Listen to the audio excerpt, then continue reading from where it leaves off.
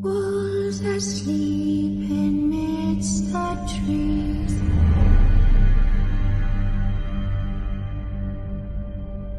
Bats all a swaying in the breeze. But one so light anxious, wide awake, fearing all manner of ghouls, hags and wraiths.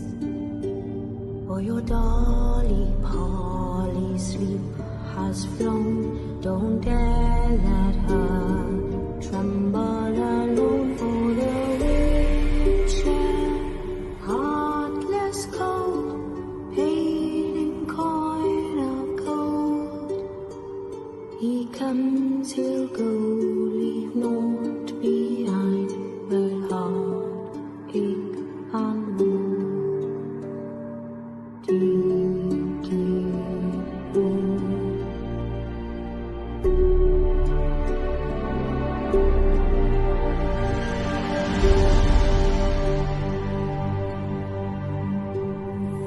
It's all silent for the night. House turned in as daylight dies. But when so light lunches wide awake, fearing all manner of ghouls, hags and wraiths, my dear Dolly. Hi everyone, and welcome to our Monday night's live discussion. I hope you're all well. I hope you've all had a good weekend. So we're bringing this to you from the Haunted Antiques Paranormal Research Centre in Hinckley, Leicester. And of course, we're sponsored by Sims Vintage Antiques in Wootton Warren near Stratford. So a big welcome to everyone. So we're going to be discussing tonight the Higgy Pop Awards. All the results were given out last night on a special live feed. And we're also going to be discussing lockdowns as well. So if you've got any thoughts, any comments, anything that you want to say, then put them all down in the comments. And if you've got any questions as well, we'll do our best to answer them. So how are you then, Neil? I'm okay, thank you. Yeah, good. Coping with all the madness that's going on. Yeah. Well, there's plenty of that about. there's lots of madness. Okay, let's start on the awards last night. First of all, I think we need to say thank you very much for everyone that nominated us and voted for us. It's much appreciated. Yeah. I know I've seen some comments on Facebook today. People moaning about these awards, right? And they're saying things like, we're not in it for the awards, we're in it for the evidence. What would you say to them, Jane? I can understand that, because even if these awards weren't around, you know, we would still be as passionate about what we do. And I think the awards is just a nice thing to just be involved in. And it does. And let's not forget that these awards are given by people actually voting. So it's not just a random thing, or it's not just, you know, picked out of, you know, you're not just selected because you like the most or whatever. By certain people. It actually goes out, and these votes, you know, people actually vote for you. And I think it's really nice to be appreciated for all the stuff that you do. And I know for me, you know, we talk about anything and everything, and we talk about weird stuff, and we talk about lots of information. And if people are actually taking that in and they like what we do, then that shows that all, I mean, for me, it shows that all the research, all the reading, all the effort and everything that we put into the centre, and people like that, then, you know, it shows that we are doing a good, you know, the right thing, and people will vote for that if they like it. He actually had over 75,000 votes. Yeah. So and that's amazing. It's not a small thing. It is a major thing in the paranormal, which is great. So fair play to Steve Higgins for organising it. Yeah. Okay, we've got a first comment. It's not about the awards, but it's about the next subject, the lockdown. Okay, Martin says, "Hi Neil, when do you think you'll open now?" That's down to the government, Martin. We are in tier 3 at the minute, so there's no way we can open. Yeah. I really haven't got not got a clue. It could be in 2 weeks because they're looking again, ain't they, in 2 weeks, I think. Yeah, 16. So it's just sorry, go on. I was just going to say, it's just up to madness to me because I don't understand. Here in Hinckley, we were in tier 1, weren't we, before we went into lockdown? And we've been in lockdown for 4 weeks. All the cases have been reducing, and we're coming out of lockdown in tier 3. And it's not because our cases are up or it's going mad around here. It's because it's been classed as the whole of Leicestershire. We've been lumped in with sort of Leicester, and it now affects everybody. I don't know how they've come to that sort of conclusion. No, because we haven't had many in Hinckley. But then it doesn't matter about us anyway. We could be in tier 1, but if everyone else is in tier 3, people couldn't come to us anyway. So, no, but even locally, you could still open as a business, so people can come up and buy things from the shop. People can come up and still use the centre locally. Even if people can't travel, you've still got an opportunity there to generate, an income to keep your business open. Yeah. Okay. Let's go back to the awards then. Look at it. I'm prepared. Here's one I made earlier. I've got all the awards. The first award was Best Paranormal Movie. Now, I must admit, I didn't vote for this because I don't like horror movies. No, I don't either. And I did actually just sort of, I did actually put on the none of these. You can there's a selection in the way it's like none of the above or something. Yeah. And I did because I don't watch horror movies. And a lot of stuff that I do watch is actual factual stuff that I feel will benefit my knowledge and experience. Yeah. I don't watch a lot of fictional stuff. So the runner-up was The Grudge, which I've never heard of, to be honest. No, I haven't. And the winner was The Craft: The Legacy. Again, I'm sure they were well deserved, but I don't know. Yeah, I'm sure if they generated enough votes to win, then it must be popular. Yeah. The next category was Best Paranormal Documentary Film. And again, I've not watched any of those either. No, I don't. I mean, anybody would know that I don't watch a lot of telly. We don't watch a lot of telly. And the silver award was The House in Between. Again, I've no idea. Sorry. And the winner was Devil's Road: The True Story of Ed and Lorraine Warren, which I can understand that because their name would be. People would probably, even if they didn't know for it, with the name Ed and Lorraine Warren in it, people would probably vote for it. But good luck to them, and well done for winning. Yeah, they obviously deserved it. Yeah.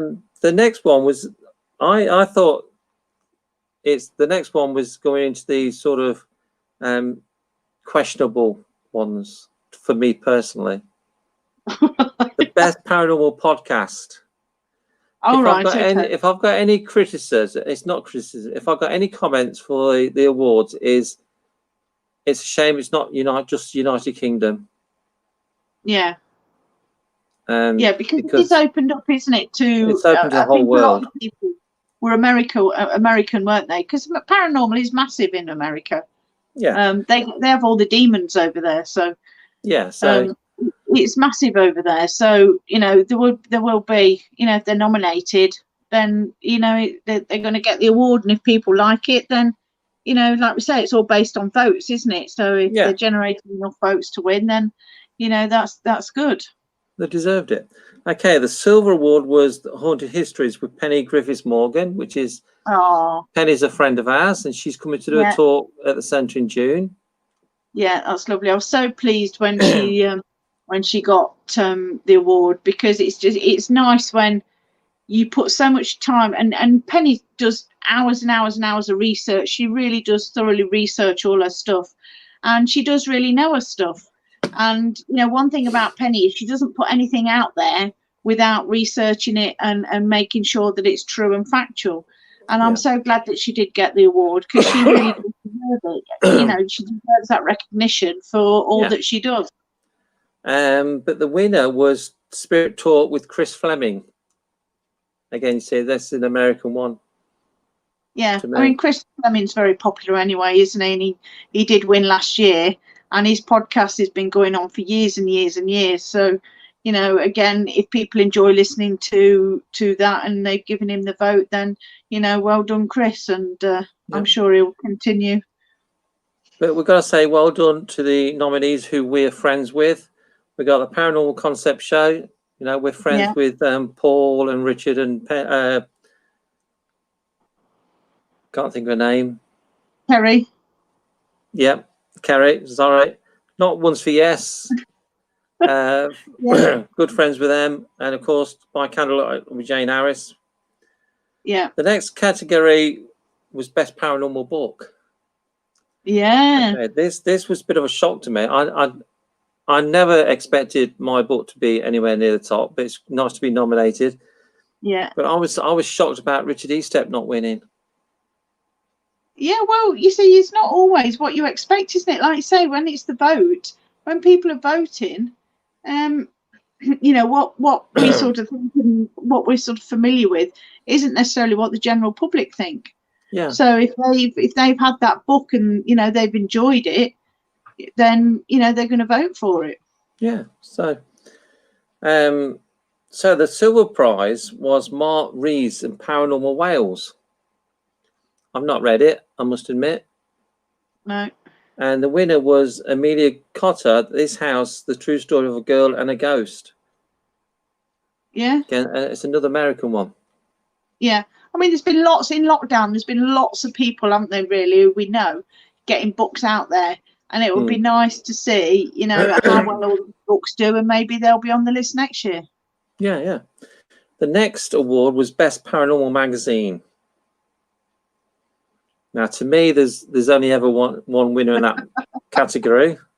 Yeah. But the silver prize was Take a Break, Fate and Fortune, which is a good magazine.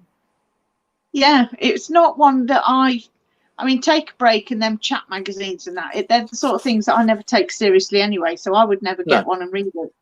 So, you know, they're usually so full of hyped up stories that I just won't waste my money on it, to be honest. But I would rather, you know, that's just my personal opinion, of course. But yeah, I mean, the Haunted Live magazine, we know it's fab anyway. Andy and Paul put so much time, effort and commitment into making it such a good magazine that, you know, they deserve to win, in my opinion. Yeah, and Paul and Andy. Yeah.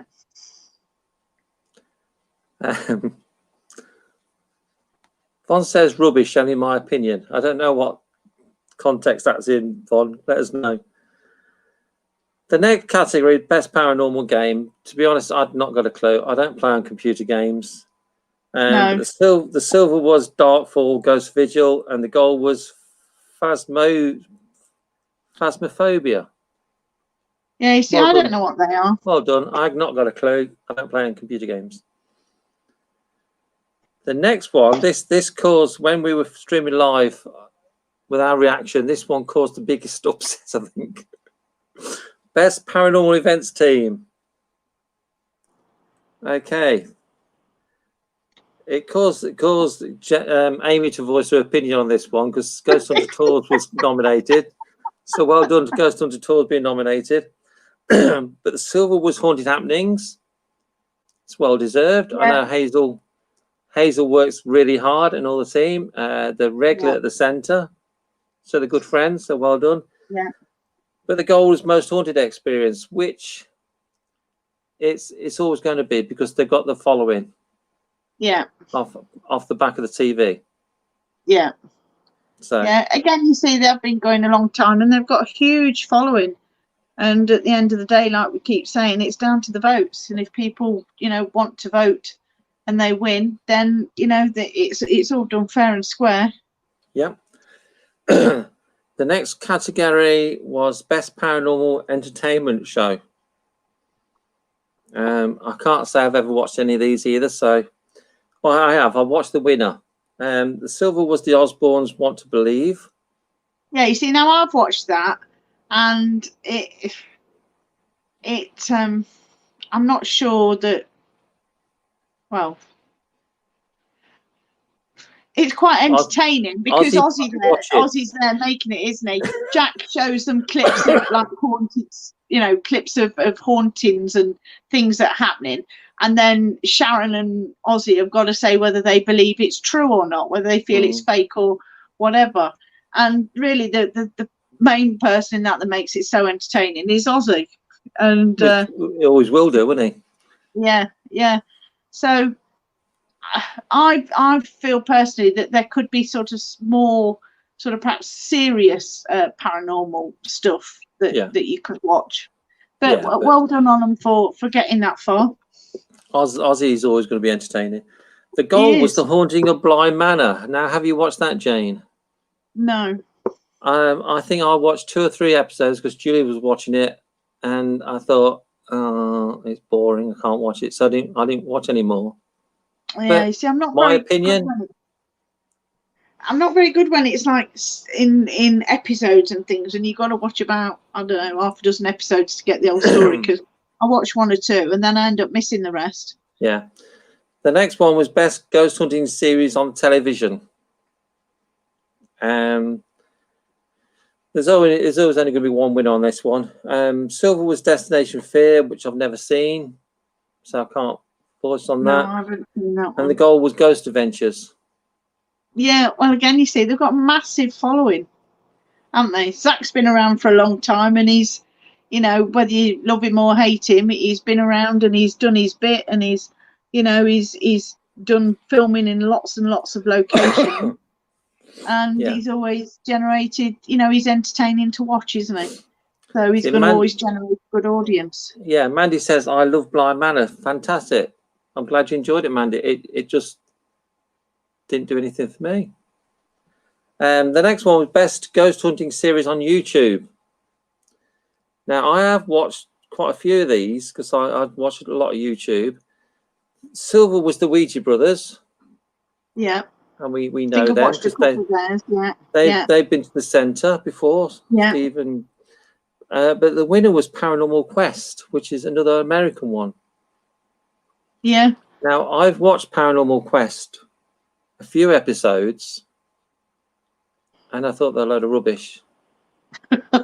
I haven't actually watched them, but I would imagine the Americans would have quite big budgets to do lots of paranormal stuff. So I think they, you know, I mean, I might be wrong, but over in the pond, I should think they've got quite a lot of money to throw at these.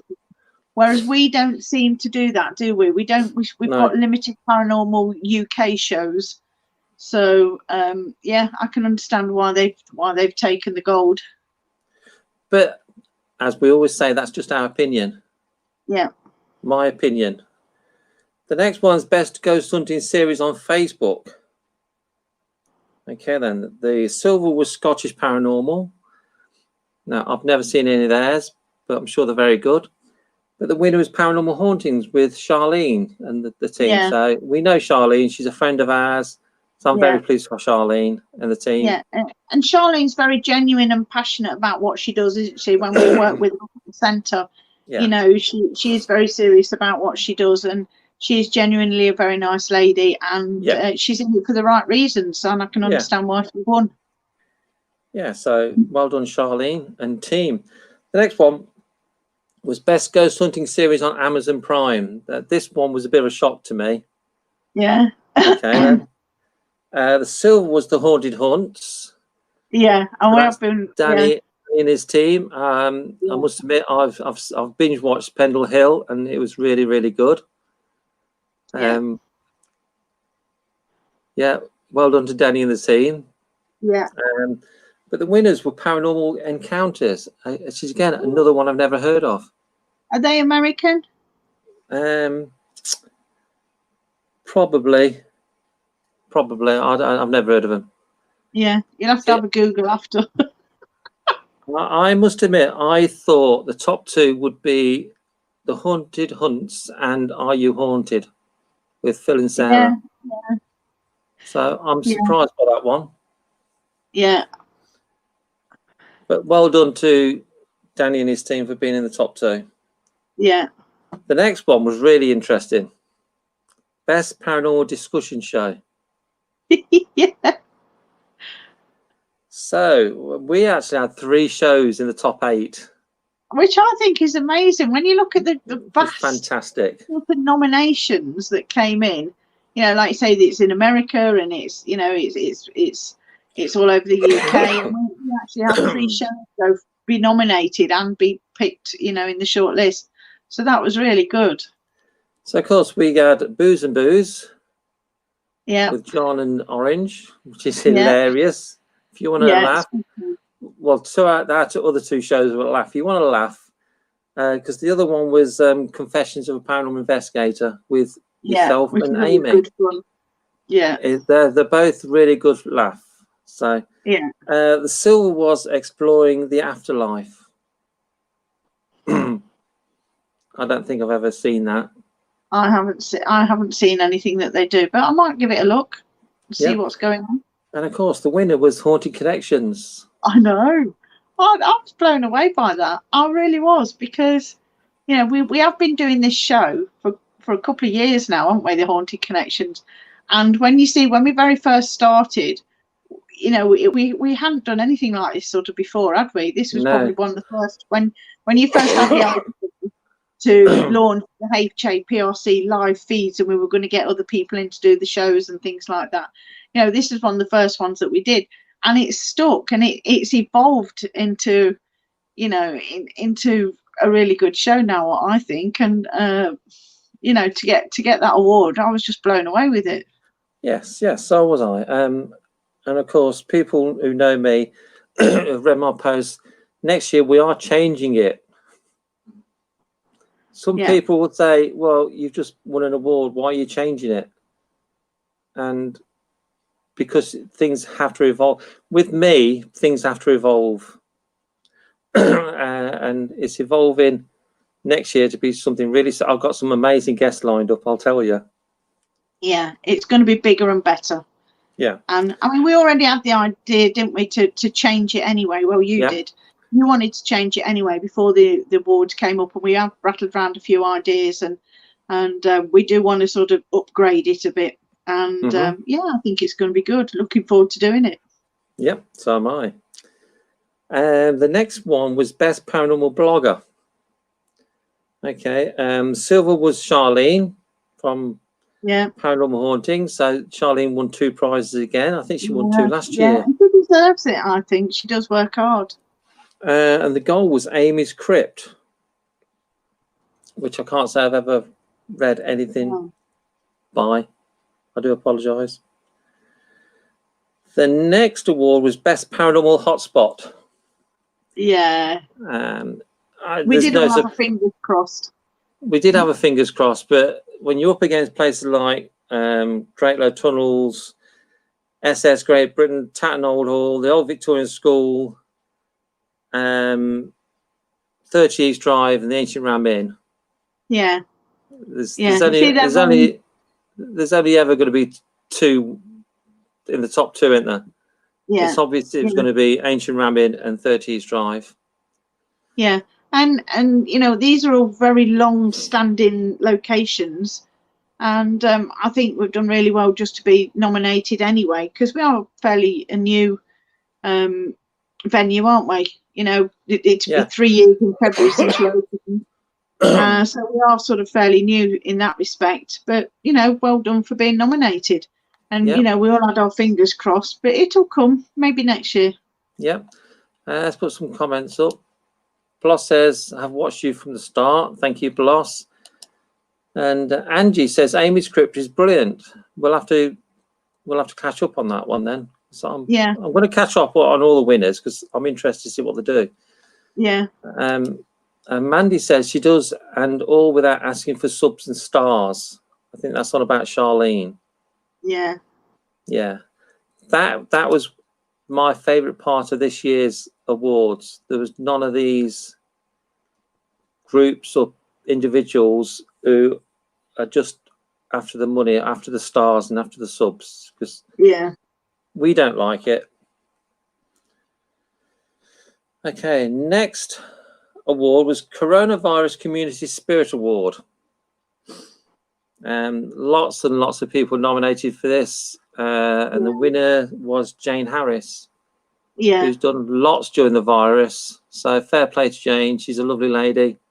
Yeah. And one of the great things I love about this, I mean, we know Jane, she runs HD Paranormal, and she's got the filming Help My House is Haunted and everything else. And there was, you know, she's got a finger in a lot of pies. But one of the nice things about this was the fact that rather than sit at home thinking, oh my God, what am I going to do? You know, she actually thought about something else. And it's one of those things, I think, that that's where the deserving of the award comes in, because she didn't just sit back on her laurels and feel sorry for herself. She actually got off her backside and actually did something which then entertained a lot of other people. And I think, you know, that's where the credit's due. It's well deserved. Angie's put a couple of more comments up. Angie says, look her up on YouTube. She's Australian. Oh, this was Amy's Crypt. So I will check up on all the winners, because even the ones that the YouTube I've watched before, I didn't particularly like. Obviously, they've got something about them, so I'll watch them again. Mandy says, absolutely, Neil. That's about the stars and the whatnot. Yeah. Von says, I've not been to East Drive, but a lot of people I've asked about it says East Drive isn't worth going. Yeah, I think East Drive, in our experience, East Drive is like Marmite. You either love it or you hate it. And what I always say to people is, don't necessarily listen to what everybody else says. Go along, experience it yourself, and then make it your own. Yeah. Colette says it's all hype. Yeah. And Von says ETA are very entertaining too, so I'll check them out. Everyone knows my opinion on East Drive, so I'm not going to say it again. The final award was the Paranormal Unsung Hero, which is one I won last year. And the winner is very deserved, Rob Pike, who's been doing lots of charity work during the pandemic. So fair play, he deserved the award. Yeah, yeah. So that's all the winners.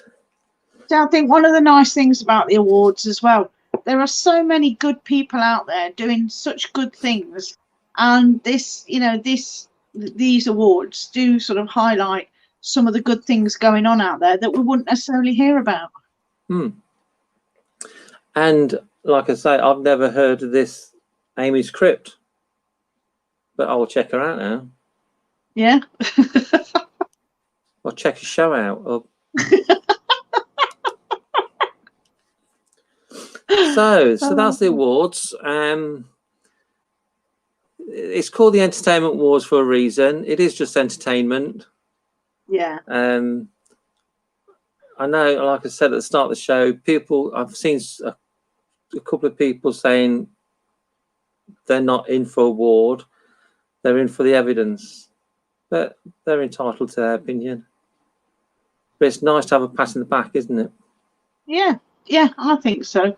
But even if you're there getting the evidence, if you're doing it the right way and you're engaging with people and people like what you're doing, then they'll vote for you anyway, won't they? So you know, it's that sort of thing, really. Yeah. So let's talk about this lockdown then business. Oh, I just feel for so many businesses out there. There was a lot of businesses that were just already on their knees anyway, and this is just going to make it, you know, even worse. And I mean, you know, there just doesn't seem to be a lot of evidence out there to sort of sometimes support some of the decisions. Or is it easier to just say, right, well, just do the whole county? You know, if you live in the outskirts of a town like we do, Leicester, and you know the city centre is sort of, you know, got a high risk thing, and they put them into tiers, then you know that's now affecting us. And I still can't get my head around the fact that we went into lockdown in tier 1 and we're coming out in tier 3, but it's because we've been lumped with Leicester. Yeah, it's not right. Angie says Amy's Crypt invented GhostTube app. Okay, I don't know anything about that, so well, I'm gonna listen to him. And Von says I'm going to check out Amy's Crypt too. So yeah, that's good then. This is what the award should do. It should put other people's name into your radar so you can go and see what they're like. And she says, I love all the variety and being able to find new people to watch. Yeah. Yes, that's very true. I agree with that. Martin says, don't know how true it is. See online. There may be a third lockdown in January.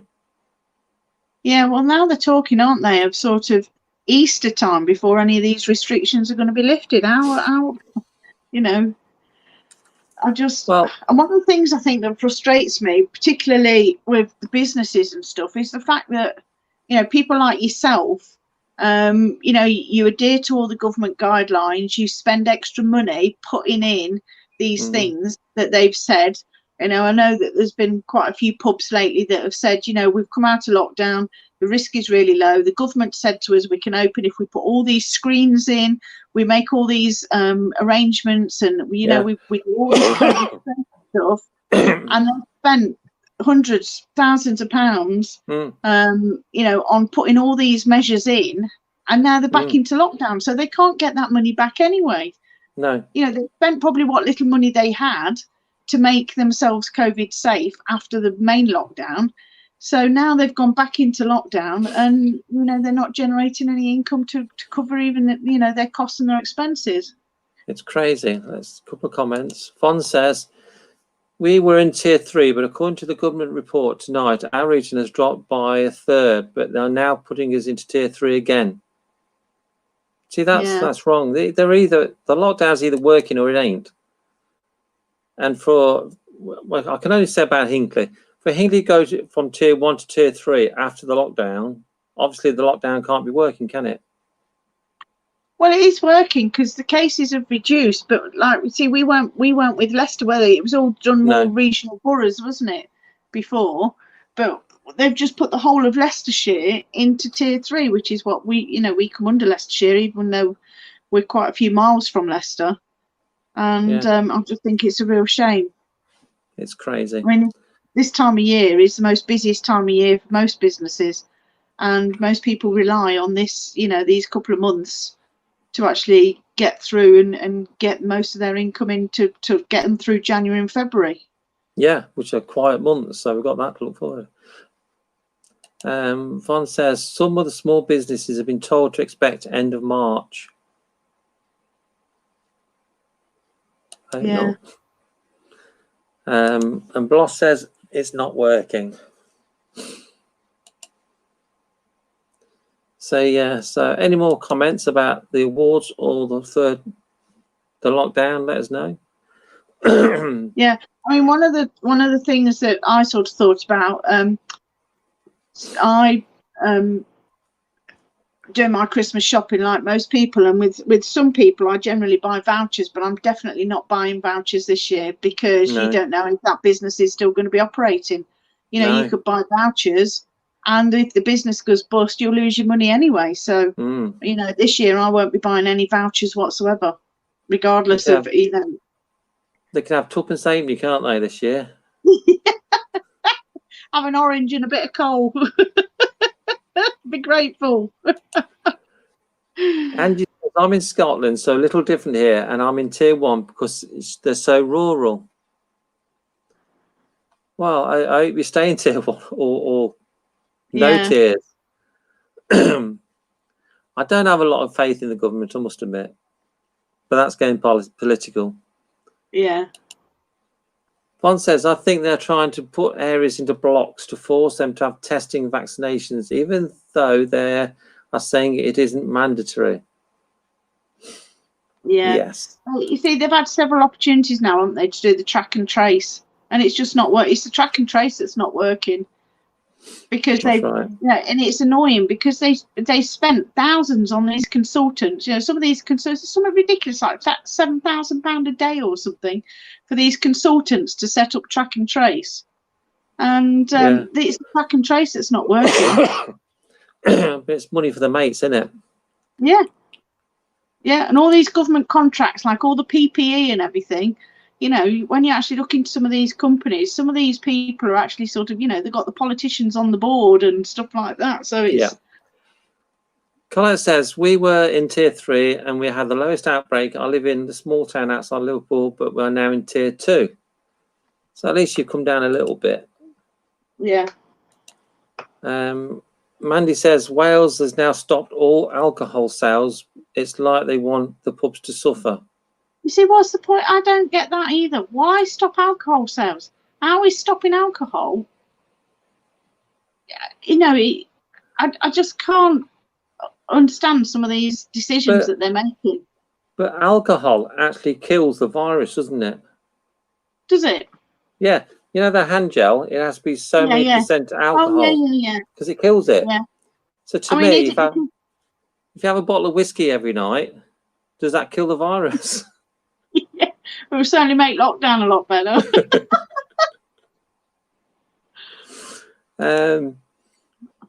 I've just seen that one. Yeah. Angie says, hopefully, otherwise it would be devastating here because so many elderly in the communities. Yeah. I do think that's a fault. All governments, we don't look after the older generation enough anyway, not just through the virus, anytime. Bloss says, had the flu jab for the first time, never been so ill. Yeah. Yeah, I've heard that about the flu jab. Colette says, I am not getting a test or the vaccine. I used to make the flu vaccine. But she knows what goes in it. Ooh. One says the government disagree and say the track and trace is working. They are saying it's down to not enough people having tests, etc. They are doing mass testing. Yeah. See, I don't understand. You have to have a test to see if you got the virus. So for the vast majority of people, you could have the virus and not know about it. Yeah, I know a few people who have tested or have got the COVID antibodies. They've had the sort of the COVID antibody test, and they've got the antibodies, and they've never even been ill. So, you know, is this why it makes it so dangerous? Because people are carrying it, and they don't even know they've got it, and then they pass it on to other more vulnerable people. Mandy says, everyone reach for the vodka. Yeah. Cheers. I'll have one. One's a double. Martin says, the COVID app is a waste of time. Tell me I need to stay in, but never left the house as my dad is high risk. Joke of an app. Yeah. Gary says, because when alcohol is being drank and had too much, social distancing goes out of the window. Yeah. Angie says, testing should be done by professional only, not self-testing. Yvonne says, there's no excuse why the elderly in homes can't have a small area set aside so families can visit. Yeah, I do feel sorry for a lot of those people. But I've had several COVID tests, obviously, while I've been having treatment. And honestly, when some of them nurses do it, oh my God, one of them, I thought she was going to poke my eye out. Really? Yeah, it was horrendous. Why I think that one of the biggest problems, I like my conspiracies, you know that. Yeah. One of the biggest problems, same as Brexit did, it's dividing the people, isn't it? Brexit divided families. And I think this COVID is dividing people. It's dividing the normal people. And that's worrying to me. Because you divide and conquer, don't you? Yeah, but it's also taking people's freedoms away, and people are willingly giving it up because they feel they're doing the right thing for the virus. But, you know, as in like when 9/11 happened and the towers came down and all these security measures were introduced and everything else, you know, once these things are in place, they very rarely go back to how they were before. No, they're here to stay, aren't they? And, you know, it will be interesting to see if we do actually return back to a normal life with our normal freedoms. One says that's why they want mass testing, because the people are symptom free and not getting tested. The government want them all to be tested. Angie says, yes, I lost someone during lockdown and was awful not being able to kiss or cuddle until the last day. Oh. This is where it's sad, isn't it? If you got a 90-year-old grandma, yeah, and you can't go and see them or hug them, what a way for them to die. Yeah. Michelle says, I work in a care home and they have to book to visit people and have to go into the conservatory. Mandy says, children are suffering the most. It's hard for us adults, but kids find it hard to understand why they can't see and cuddle relatives. This is very true. Yeah.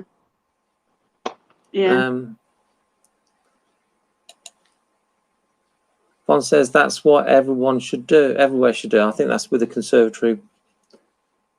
Colette says the virus is very slow at mutating. Therefore, it's taken longer to make a vaccine to destroy the virus. So that's all the comments. So yeah, so I have no idea when we can reopen. It could be anywhere between 2 weeks till Easter, I've heard. It just makes you wonder how much of the town and the high street and, you know, everything else is going to be left by the time we do sort of get our freedoms back. And it's, you know, in a few months' time, how many businesses are going to be able to survive and continue? You know, your high street's going to be decimated, isn't it? It is, yeah. Von says, I lost my brother-in-law and we were not allowed to see him or go to his funeral. Oh, that is so sad. That's wrong, though, isn't it? Yeah. But, you know, weddings are the same, aren't they? My friend was getting married this year and, you know, they put it off and they cancelled. And, you know, in the end, they just ended up, you know, with a short ceremony and they just did it with just, you know, a handful of people. So. Yeah. Mandy said it's awful for those locked away, unable to see anyone. It shouldn't be allowed to happen. Yeah. I think the second lockdown was worse than the first one. Yeah, and I think with elderly relatives, you know, it just goes to show how much love and compassion and being with your family makes such a difference, because a lot of the elderly people who haven't been able to hug their families and talk to their families have deteriorated quite a bit, and love is just one of the most powerful things that we have. And you know, it's just so sad when you see elderly people deteriorating because they're just not got that love around them. Yeah. Angie says, we had an outside funeral, people lining the villages and nobody would have stopped me seeing them. I'd have gotten arrested if need be. Yeah. You see, people, I think people are very patient, aren't they? We're very tolerant. You know, being British, we've always been the same. You know, we stand in a queue, we tolerate stuff and everything else, but there is a breaking point. And, you know, when people overstep the mark, and it's usually the most simplest thing, you know, when that straw breaks, then people will rebel regardless. Yeah, I think they will eventually.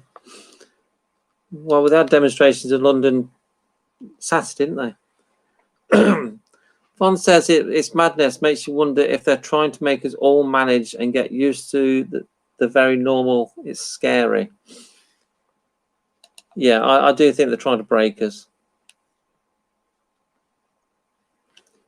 And Bloss says, our Jessica is 18 months and never played with another child. Oh. That's so sad. You see, these are all the knock-on effects, really, that you just don't think about, aren't they, in society? You know, the skills and interaction of young children, you know, if they've been isolated. Mm. One says, I'm finding the second one harder in some ways, but the first one made me ill because I couldn't see my grandchildren. This time I'm looking after the grandchildren so my children can go to work. Yeah, I think the second one was harder because the weather didn't help, does it? No, the first one was in the summer. Yeah. So we had nice weather. We did all the jobs that we could do. Michelle said, I'll take chocolate and biscuits, and the residents spend much time as can with them.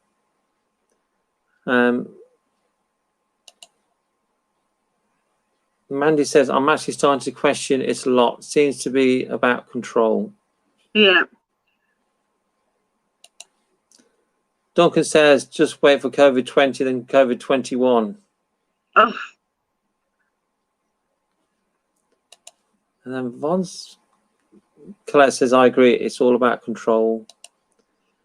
Von says, we tried, Angie, but I think that's about a funeral. We were removed and sent a 7-minute video.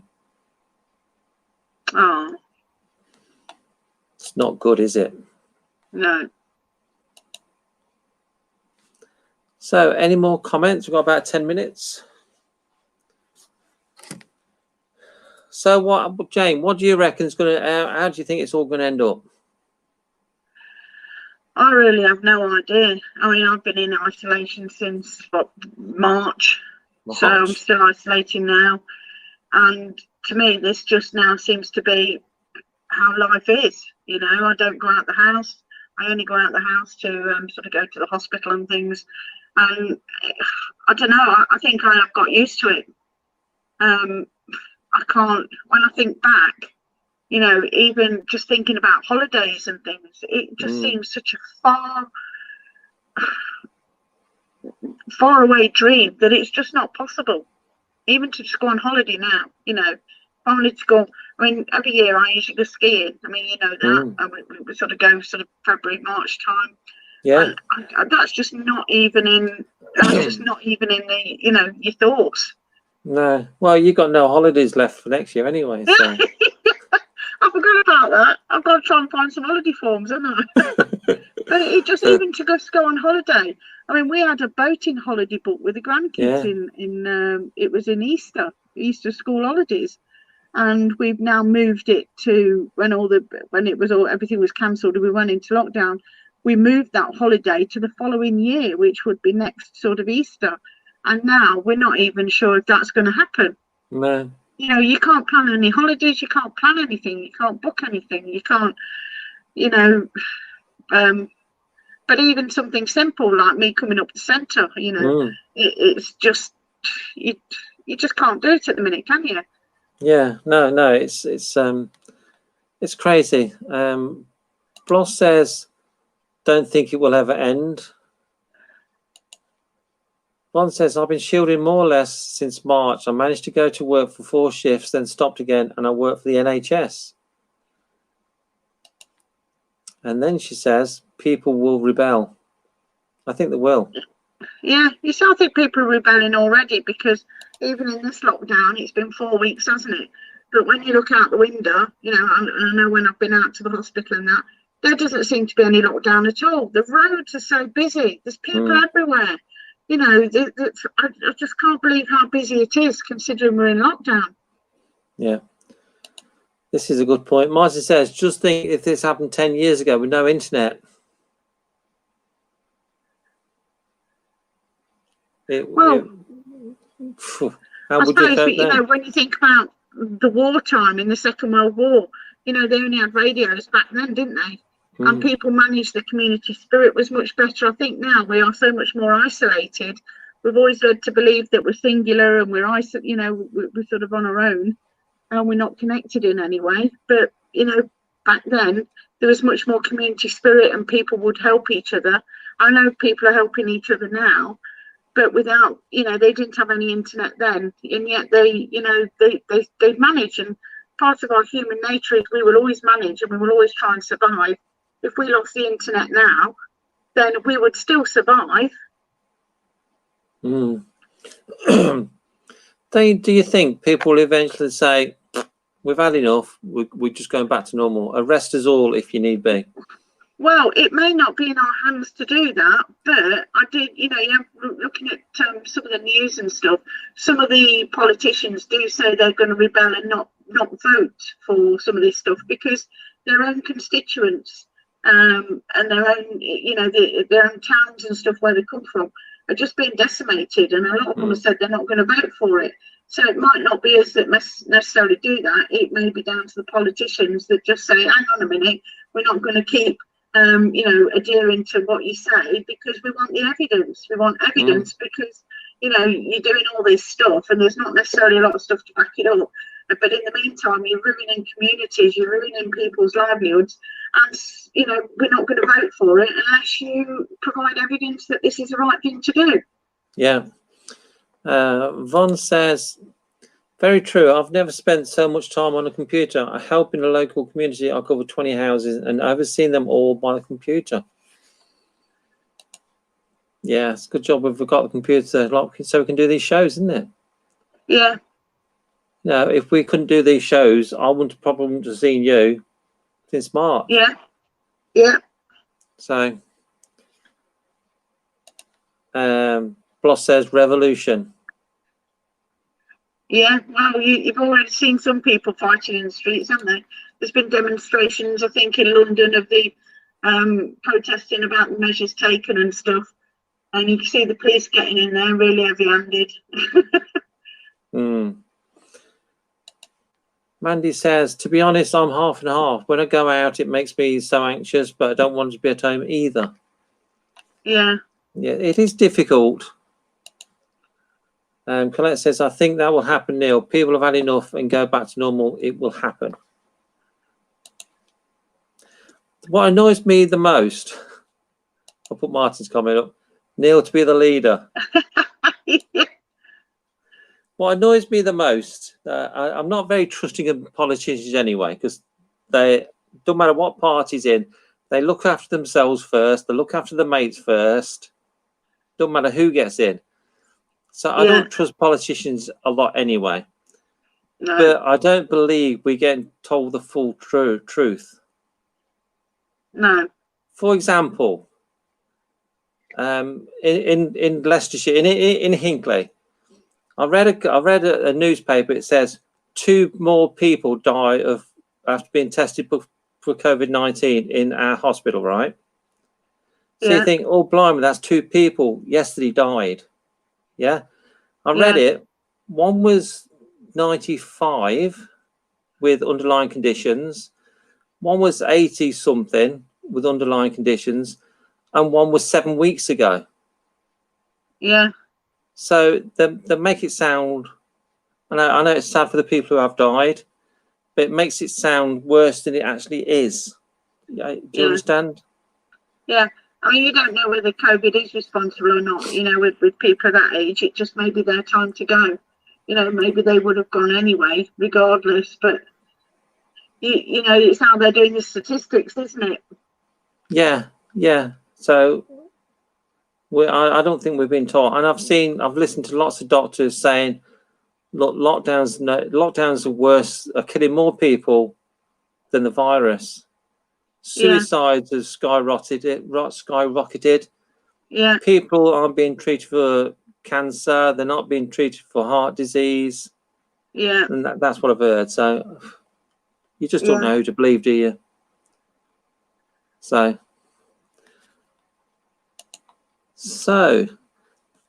we're about done for tonight. That's gone quick again. Yeah. But I think, just going back to the politicians, did you see Matt Hancock when they were talking about the pay rises for the politicians? Was it Piers? Piers when he said, will you reject a pay rise and stuff like that, because the politicians in Australia had took a 20% pay cut. And now, you're freezing people's pay. Will you take a pay freeze or will you take a pay cut? And he wouldn't answer the question, would he? No, he wouldn't. And you think, well, he's telling us what to do. Yeah. You know, so if they're Um, offered, was it something like 11% or something they might be getting? They get yeah. 11% and everybody else gets a pay freeze or a pay cut or loses their job anyway. You know, it doesn't Okay. seem right, does it? No. Last few comments. Can't see Jane now. Fon says, it annoys me that there's very little said about China. Why should the British pay all the money back for what they've been spent? Surely they should be claiming off China. They are talking of taxing us more. Cold weather payments for the elderly to be stopped. Mm. It's always the common people who are going to pay for it. It always has been. You know, it's been the common people who fight back. You know, it's always the case. You know, you can only rile people so much and say we're very patient, we're very tolerant. But once it comes to the crunch, you know, and people start fighting back, then that's when all the trouble will start. Yeah, Colette says, I've always said it's man-made, and a lot of people have said that. This is an interesting. Gary says, what they don't tell you is over 43 million people have recovered from it. Yeah. That's interesting. One says, what a load of rubbish. The politicians had a pay rise last year. They look after themselves. Yeah. Mandy says, unfortunately, I met Boris a year ago to floods. He promised things would be done a year later and still no flood defences. Put in place. Thank God it hasn't happened this year. Wouldn't be able to stay in hotels like last time. Oh, yeah. Exactly. What would they do?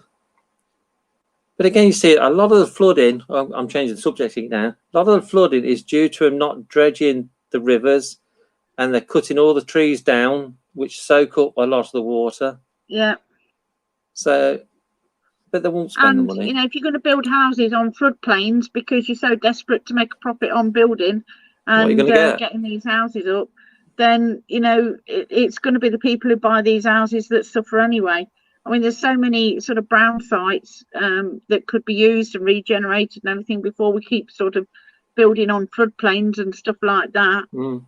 You know, if these people keep building these houses on these places, then it's just so annoying, because the only people who are going to suffer are the people who buy the houses.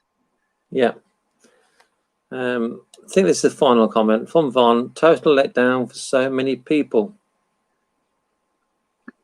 Yes, it is. And this is another good comment. Angie says, plus paving everywhere instead of grass and shrubs. This is very true. No. There's a reason for having things, isn't there? Yeah. Mother Nature has her way, you know. There's a reason why things are the way they are in nature, and when we start, you know, being arrogant and ignorant towards nature, it will fight back, and it will. It doesn't care if your house is there or if there's a playing field there or whatever. You know, if it's good, it'll just do what it needs to do. Yeah. Okay. Final comment tonight. You can answer this one, Jane, from Martin. Will you still be doing this show when you're open back up? Absolutely, we're still going to be doing this show regardless. Even if we're still in lockdown, we're still going to be doing it. You know. Yeah, we will still do the Monday. Both shows, Monday and Tuesday shows, are changing. The Monday show is going to be totally different because that's going to be a podcast. So that's going to be audio only, and it is from the Stensic, because so we can play. We're going to be playing music, and we have different sections to the show. So that's Monday's going to be 2 hours. Did I tell you that, Jane? Yeah. Monday is going to be 2 hours from 8 till 10. So there'll be lots of new things coming in. Jane's going to do 2 special sections. I don't think I've told her yet, but she's doing 2 sections. No, you have. We have discussed it. Yeah, we have talked about it. About the several, you know, quite a bit of the content the new content that's coming. Yeah. So, but that's going to be a podcast, and that's going to be on Spreaker platform. Obviously, I will put the link on these pages so you can listen. Tuesday nights is the Haunted Connection show. Is going to be slightly different. We're going to be talking about a topic with a guest.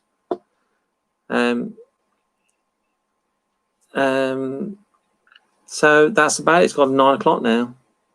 Yeah, cool. That's gone quick. Yeah, so I do apologise for getting a bit political. My granddad always told us when we were young, whatever in a pub, whatever you do, is don't talk about politics or religion. No.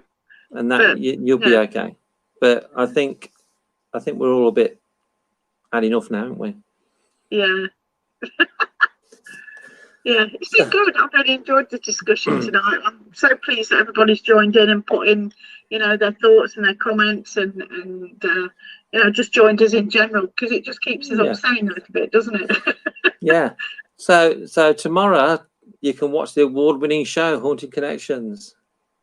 Yeah. I haven't got a guest lined up, but I think we'll get Amy and Gail on again, like Jackie did. Yeah. Because the show before us, I think that was quite funny. Yeah. Leading up to Christmas, let's have a laugh. Yeah. Well, let's have a Christmas one then. Yeah. Let's talk about Christmas in December. We'll talk about Christmas. Yeah. I'm going to hate that because I'm humbug. Bar humbug. Bar humbug.